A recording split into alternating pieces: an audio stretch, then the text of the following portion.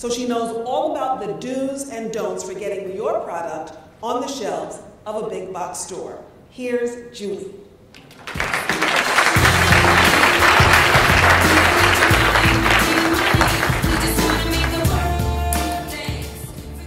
I work for a company that is probably the best company, in my opinion, in the world. And it was started with probably the best entrepreneur that I can ever think of, Sam Walton. So we've got an entrepreneurial spirit within the company. My job specifically also is probably the best job that I've ever had. I've had a lot inside the company. But this is so fantastic, being able to work with people who are excited about their business and being able to help them with feedback about how to make their company and their products better as well.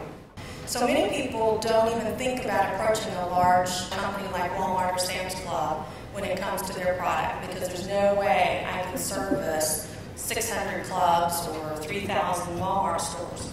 So the Showcase Events program is a way, A, to get your product in at a small starting point, but B, also to learn about what customers, members would tell you about your product. Showcase events are short-term events that are in a club. They're kind of set up like a trade show, if you will. They are items that are not in our everyday assortment, and they really are a stronger focus around differentiation. So again, the list is the same that I mentioned earlier. The one additional thing is Club of the Community. So things that kind of meet a geographic, a demographic need, we may focus on those in addition when it comes to a showcase event. These are some examples of some of those showcase events, and let me talk just a little bit about those. So the one in the upper left, that is Piggy Paint. Piggy Paint is started by a couple of mothers who wanted a non-toxic paint, fingernail paint and stuff like that for their children. Born out of a need that they saw that they wanted to do. They started out with some showcase events. They figured out what people really said, loved about their product, and they've now got product on shelves in a number of different places as well. Great idea. Down toward the bottom left is the Cajun Claw.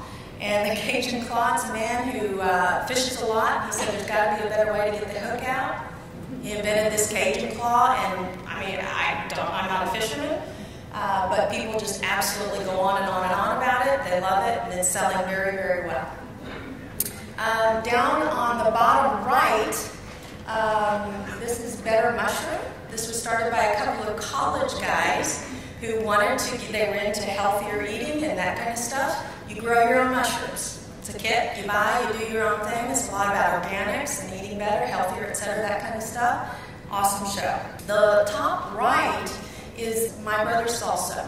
This is one of those really awesome success stories, and I would tell you that it probably depends on the category of item, but we have as much as 30% of the items that start out as showcase events end up on the shelves in our clubs and stores. Helen here with her salsa is one of those, which is kind of ironic because we get salsas every day of the week. It's kind of my go-to. Everybody's got a salsa recipe that they think is incredible. But anyway, she brought her salsa to us and started out as shows. It was a great salsa, and she took off with phenomenal success. She's now got them, I think she's in about 400 Walmart stores on the shelves, and she's also in about 150 Sam's Clubs now as well. It's an awesome story. She really has managed her business very, very well, marketed it really smart, and a lot of what happened is once she started doing the shows, she figured out what people liked, what they didn't like, etc., and it helped to really design her business around what made sense to go forward with. So why would you hold a show? For the same reasons I just mentioned, right? So you're going to be able to learn more about what works, what doesn't work. Some of the things that you find out. So at Sam's Club, what do you think about when you shop at a Sam's Club? Big packages, right? Yeah. I need a 5-gallon drum of syrup, right? Yeah, I don't need that. So nobody needs that. Unless you're going on Tori's plan, right? Anyway, you don't have to do that in a showcase event. So you don't have to come in and put together a huge pack. You can actually take the package sizes that you already have. Even services. We have shows that are services as well. and you put those out there, you learn today as a mix and match, okay? So like her Helen Salsa, I think she started out with like 5 or 6 different flavors. And what she did was a mix and match. So you as a shopper could come in and say, you know what, I get to buy 3 for a certain price. I want this, this, and this, and you can buy whichever ones you wanted. What she pretty quickly figured out, they always buy these 2, and sometimes they pick a couple others. So there's one that they really, really, really love, right? So what that tells her is, I'm going to put together a pack size, working with the buyer now, that says I want to put together a 3-pack with these. Instead of coming in fresh and saying, people love my salsa, well, get in line. There's 20 others that just came in and said they love their salsas too. But here's what your members told me, and here's what that category looks like, et cetera, and here's what my production numbers look like after I did X number of shows. Hugely different conversation, right? Hugely different conversation. So during shows, here's what happens. Sam's Club provides this. There's no fee. You don't rent the space or anything like that. It's freebie. Best word ever, right? You are in feature space, so you're out on the aisles and all those kinds of things. People are going to see you very quickly. We don't do anything other than trying to promote your brand, your product, etc. It's a limited quantity of time and commitment from you.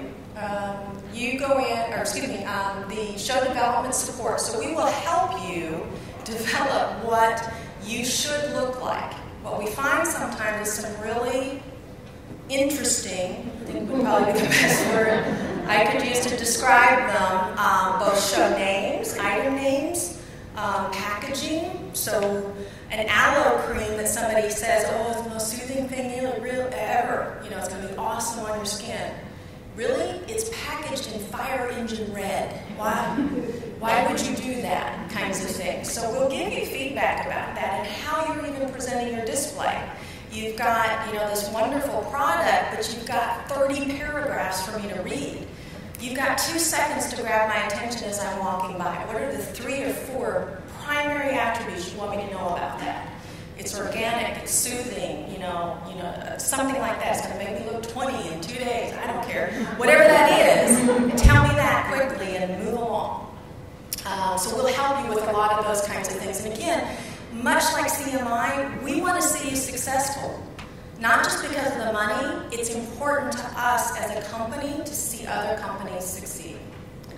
We'll give you feedback, good, bad, otherwise, but we'll definitely give you feedback. We'll coordinate with the inline buyer. If your goal, and some of the things that we will definitely ask you when you start, what's your ultimate goal? There's people with us, they just want to do the shows, they want to get their feedback, and they're going to move on down the road. Cool, head out. There's others that they just want to do shows, that's it. Others that they want to hit the pocket of gold, right, and be in line forever. So we'll help you with whatever that looks like, and if it is that, we'll coordinate with the inline buyer. The inline, is the guy that's sitting there buying the category every day. There's no club pack requirement. Merchandise is consignment, so we don't buy the items in a showcase event. It sits there. If it sells, you take part, we take part. If it doesn't sell, no harm, no foul, bye-bye. But if it doesn't sell often, bye-bye. Payment within 14 days. So a lot of times if you're buying on a regular basis, you don't get payment for a little bit longer than that, so this is a quicker turnaround with your money as well. So what you provide, merchandise, obviously, or your service, shipping, you ship it in, you ship it out. The display itself, it doesn't have to be super fantastic, it doesn't have to be a huge investment from that staffing as well if that's appropriate. So, my best practices here, when it's all said and done, is you need to set yourself apart. You need to differentiate yourself in one way or another, whether it's your item, whether it's yourself, all those kinds of different things that we talked on. I would suggest that you assess overall. What are your goals? What are your values? Do you know that for yourself, for your company? And is that clear so that you don't deviate from that? Don't be so married to what your product is, your service is, that you don't hear the feedback that's given to you. And you hear that a lot. A lot. And I hate to see that because actually there's been really, really good items, products that you just go, wow, you're just going to miss the boat. So just a quick, funny one. So there's just to clarify, it's a product, not a service, that came to us, and it was called Spreadums. Product.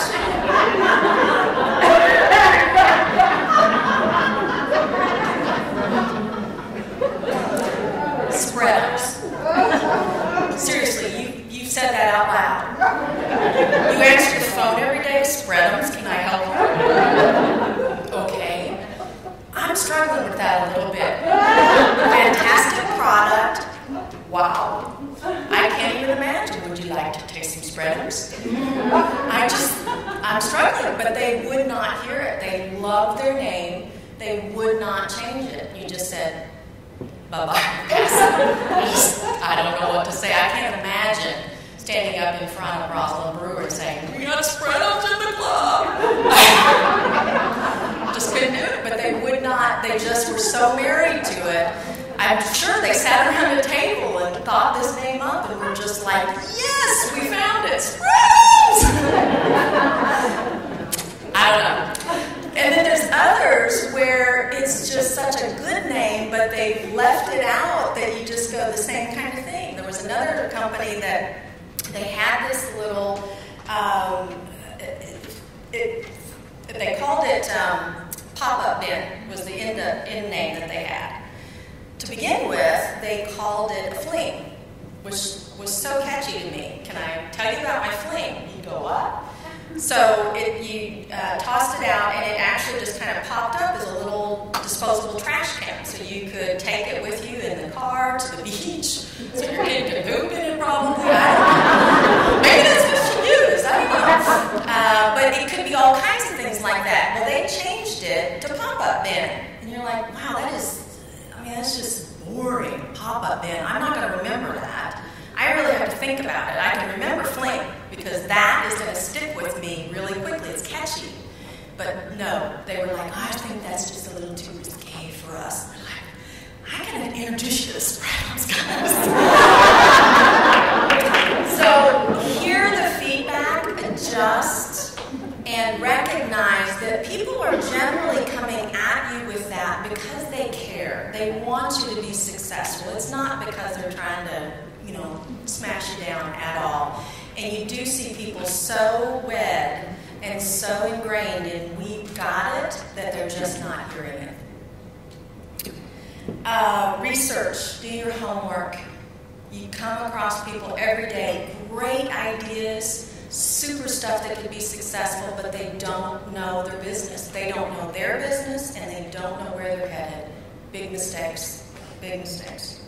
Be thorough in what you're doing and detailed.